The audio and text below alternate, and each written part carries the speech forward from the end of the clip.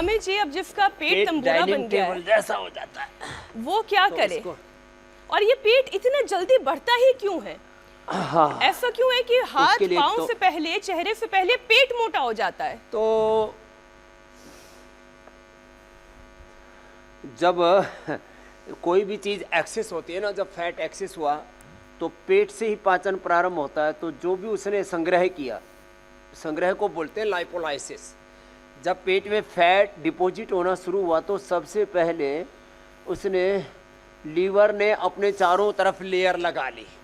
तो जब वहाँ भी गुंजाइश नहीं बची, जब वहाँ का खाना भर गया, अब चमड़ी के फैलने की एक सीमा है ना, तो ये भुजंग आसन उसमें बड़ा काम करता है और ये अर्ध हलासन इसमें बड़ा काम करता है।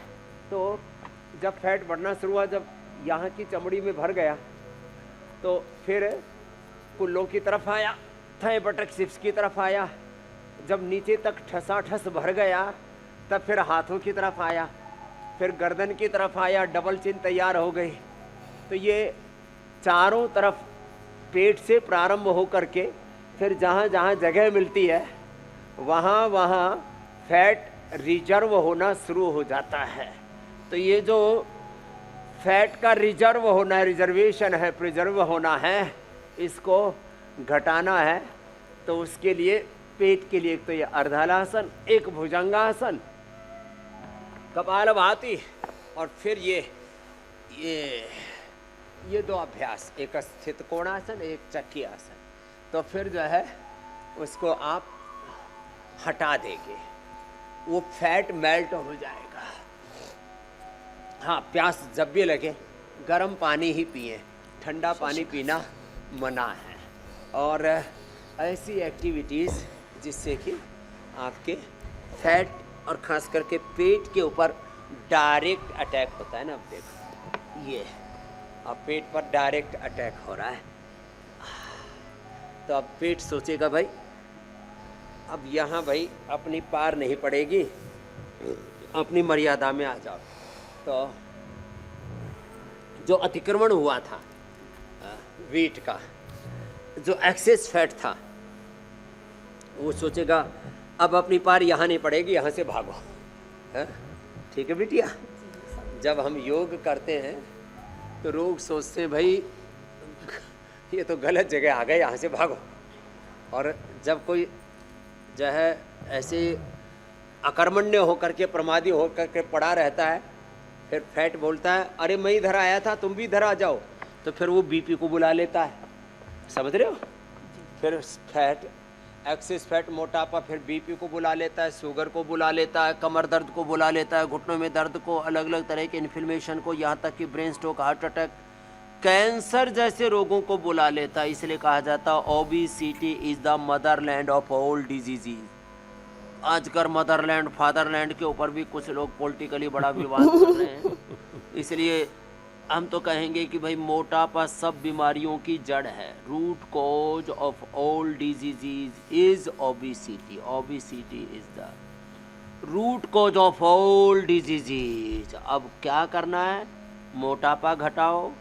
बीपी बढ़ गया तो थोड़ा, जैसे हमारी बिटिया ने, आशा ने ठीक किया, थोड़ा मुक्तावटी बीपी ग्रिट थोड़े दिन ले लो, बाद में उसकी भी ज़रूरत नहीं पड़ेगी। अब 2 साल से कोई दवाई नहीं खाई।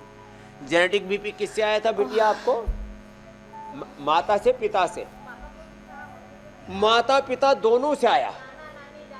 नाना नानी दादा दादी। खड़े हो जाओ एक बार, जोरदार काम कर दिया भाई आशा ने। तो आशा तो सबके लिए आशा की किरण बन गई। दादा दादी, नाना नानी, माता पिता सब। हाँ, उन सबको भी इस लाइन पे लगा दो बिटिया। तो ये लो, जेनेटिक बीपी ठीक कर लिया। योग करो, मुक्तावटी लो, और या बीपी ग्रिट लो, लौकी का जूस पियो। और ये तो गजब हो गया ना, लक्ष्मी जी ने 60 यूनिट इंसुलिन बंद कर दिया। देखो लक्ष्मी मैया बैठी है, इसका भी जोरदार अभिनंदन। 60 यूनिट। मंडूकासन, खीरा करेला टमाटर का जूस, मधुनासन, मधुग्रिट और पवन मुक्तासन, मंडूकासन करके, हाँ रोज अब खीरा करेला टमाटर का जूस, मधुनासन, मधुग्रिट ले रही है। और बीपी भी था, बीपी भी ठीक कर लिया। लो भाई, बीपी भी ठीक, शुगर भी ठीक। और उम्र कितनी है? 65। चमकती चमकती वापस अब 35 की हो जाएगी। हाँ, एज रिवर्स भी होता है ना, डिजीज रिवर्स होने के साथ। ये है महिमा योग। अच्छा स्वामी जी तो देखिए, मोटापा से होने वाले बीपी, शुगर और थायराइड के लिए तो थायरोइड धनिया का पानी और ये पॉइंट दबा लेना, और थायरोइड धनिया के पानी के साथ थायराइड भी ठीक हो जाएगा। ना हाइपो ना हाइपर, दोनों तरह का थायराइड। और हाँ, यही अभ्यास करो, थोड़ी दंड बैठक और लगा लो, सूर्य नमस्कार और कर लो। जो अंडर वेट है फिर वो अश्वगंधा, शतावर, खजूर लो, और थोड़ी देर में अभी आम, अभी थोड़ा थोड़ा शुरू हो गया महाराष्ट्र गोवा की तरफ, आम खाओ, दूध खाओ, और केला तो 12 महीने मिलता है, केला खाओ, वजन बढ़ाओ।